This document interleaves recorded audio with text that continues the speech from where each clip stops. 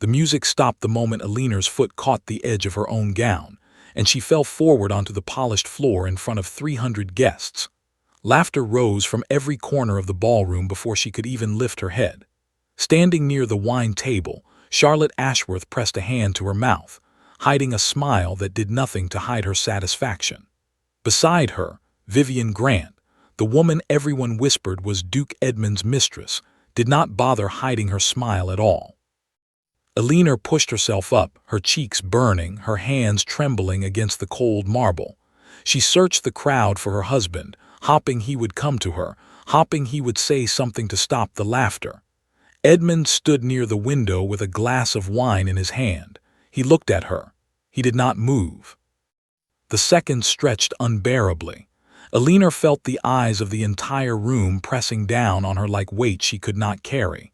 She had endured small cruelties before, quiet insults disguised as jokes, but this was different. This was public. This was meant to break her in front of everyone who mattered. Then the grand staircase creaked, and the room shifted. Julian Whitmore, the Duke's younger brother, appeared at the top of the stairs. He had not attended a single gathering in over 3 years. Some called him strange. Some called him cold. Most simply forgot he existed, tucked away in his study at the far end of the estate, avoiding people the way others avoided fire.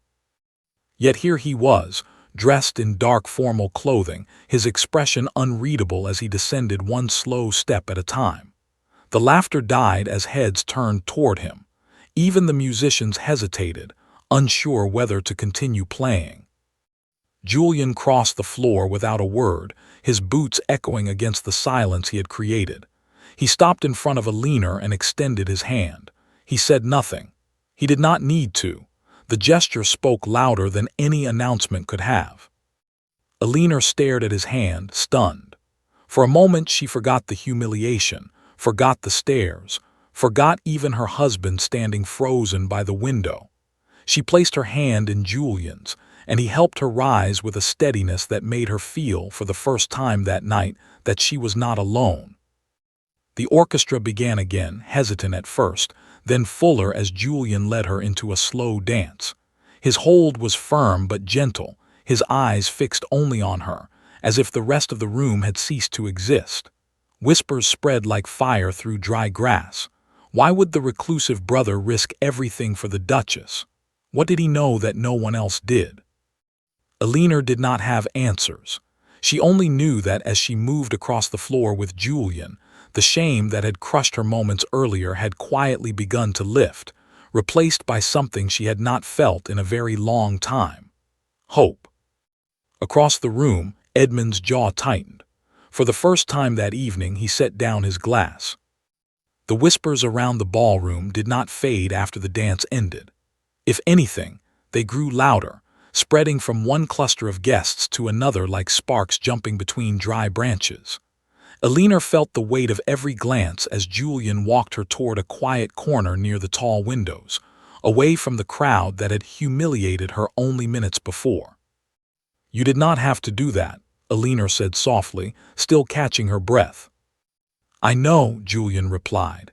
His voice was low, careful, as though speaking itself required effort he rarely gave to anyone. "I wanted to." It was the most he had said to her in the 3 years since she married his brother. Alina studied his face, searching for some hidden motive, some reason a man known for his silence would suddenly step into the center of attention for her sake. She found nothing but quiet sincerity. Across the room, Edmund finally moved from his place by the window. He approached with a practiced smile, the kind he wore for guests and cameras, though his eyes carried something sharper underneath. "Julian, quite the entrance," he said, his tone light but edged with tension. "Someone needed to help her up," Julian answered simply. "You did not." The words landed like a quiet blow. Edmund's smile faltered for half a second before he recovered it, turning to Alina with practiced concern. "Are you all right, my dear? These things happen." Alina wanted to speak, but the words caught in her throat. These things happen, as though her humiliation had been an accident of fate rather than a moment orchestrated by 2 women who despised her, one of whom Edmund had likely shared his bed with more than once. Vivian appeared moments later, gliding toward Edmund with a possessive ease that made Eleanor's stomach turn. "Poor Eleanor," Vivian said, her voice dripping with false sympathy. "Balls can be so unpredictable." Julian's expression darkened, though his voice remained steady. "Some things are not unpredictable at all. Some things are planned." The air around them grew tense. Guests nearby pretended not to listen while leaning subtly closer. Edmund cleared his throat, steering the conversation elsewhere, but the damage had already settled into the room like smoke that would not clear. Later that night, as carriages departed and the estate grew quiet, Eleanor sat alone in her chamber, replaying the evening in her mind. She thought of Edmund's stillness, his refusal to defend her, and the ease with which he dismissed her pain. She thought of Julian's hand extended toward her, steady and unwavering, asking for nothing in return. A soft knock interrupted her thoughts. She opened the door to find Julian standing there, his hands clasped behind his back, his eyes carrying the same quiet intensity from the ballroom. "I only wanted to make certain you were well," he said. Eleanor felt something shift inside her chest, something she had not allowed herself to feel in years. "Thank you," she whispered, "for seeing me tonight." Julian nodded once, then turned to leave, though his final glance lingered a moment longer than necessary, as if he too was beginning to understand that something between them had quietly changed. In the days that followed, Eleanor noticed a difference in how she moved through the halls of the estate. She no longer flinched at whispered conversations that stopped when she entered a room. She no longer waited by the window for Edmund to notice her absence at dinner. Instead, she found herself watching for Julian, for his quiet presence that asked nothing of her yet gave her more comfort than years of marriage ever had. Their conversations grew slowly, built from small moments rather than grand gestures. He would find her in the garden reading, and instead of walking past as he once did, he would sit nearby in comfortable silence, occasionally offering a thought about the book in her hands. She began to see the man beneath the reputation, someone thoughtful and observant, someone who noticed things others overlooked entirely. Meanwhile, Edmund's behavior grew more erratic. He returned late from meetings that seemed to have little purpose beyond avoiding his own home. Eleanor no longer questioned where he went, though the staff exchanged knowing glances whenever Vivian's carriage appeared near the estate gates under cover of evening shadows. One afternoon, Eleanor discovered a letter tucked carelessly beneath a stack of documents in the study, a room she rarely entered but had gone to search for a misplaced book. The handwriting was Vivian's, familiar from invitations exchanged over the years.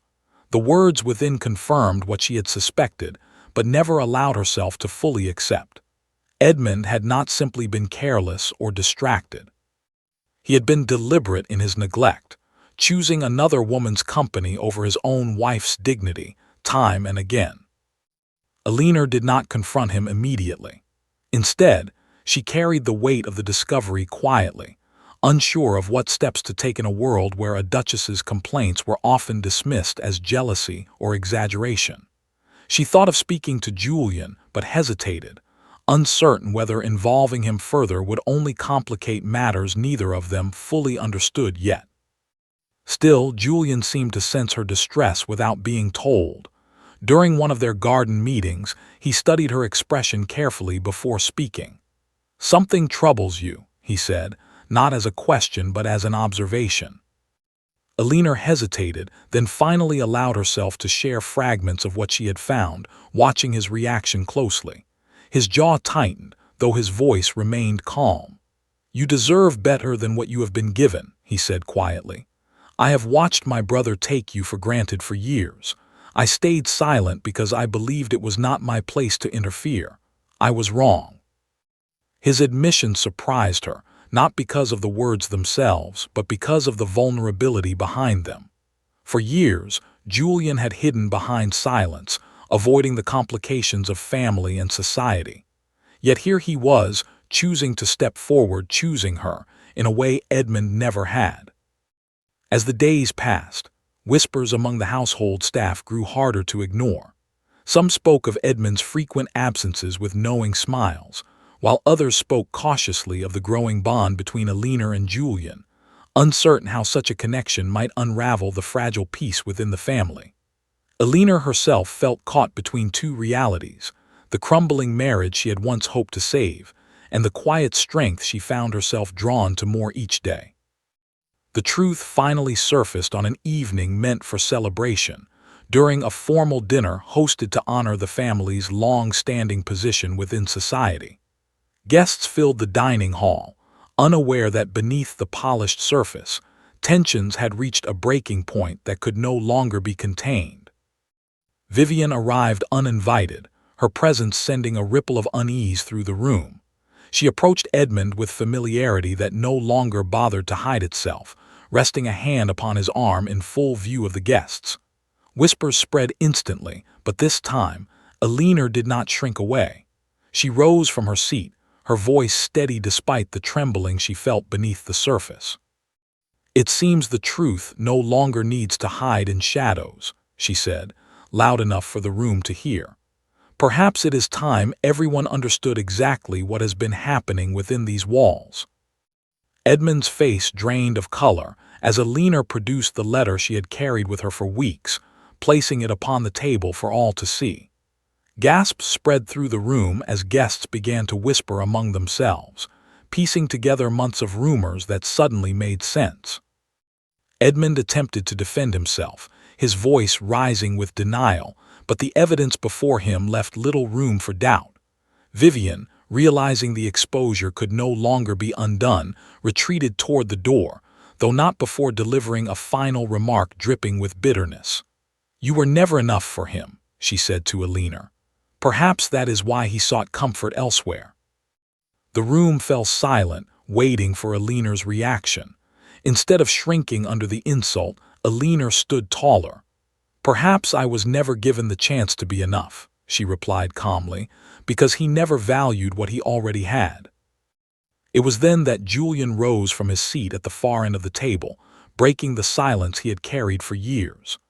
"I have watched this family hide behind appearances for far too long," he said, his voice carrying a strength few had ever heard from him. "My brother's negligence is not a secret anymore, and I will not stay silent while Alina is blamed for choices that were never hers to make." The weight of his words settled over the room. Family members exchanged uneasy glances, some ashamed of their own silence over the years, others simply stunned that Julian had chosen this moment to finally speak. Edmund, cornered by truth he could no longer deny, excused himself from the table, his reputation crumbling with every step he took away from the room. Alina felt a strange mixture of relief and exhaustion settle over her. The truth she had carried alone for weeks was no longer hers to bear in silence. Julian's steady presence beside her offered a comfort she had not expected to find within these walls, a reminder that not everyone in this family had chosen appearances over honesty. As guests slowly began to leave, whispering amongst themselves about what they had witnessed, Alina understood that nothing within the estate would remain the same. The question that lingered now was not whether the truth would change things, but how much she was willing to change alongside it. In the weeks that followed, the estate settled into an uneasy quiet, the kind that comes after a storm has passed but before anyone dares to assess the damage left behind. Edmund's absence became more frequent, his reputation among the family and society steadily unraveling as word of his conduct spread beyond the walls of their home. Alina finally made the decision she had been circling for weeks. She requested a formal separation, a choice that shocked many within their social circle, but surprised no one who had witnessed the dinner where the truth had finally surfaced. Edmund did not contest her decision. Perhaps he understood at last that his own choices had led them to this point, and there was little left to salvage.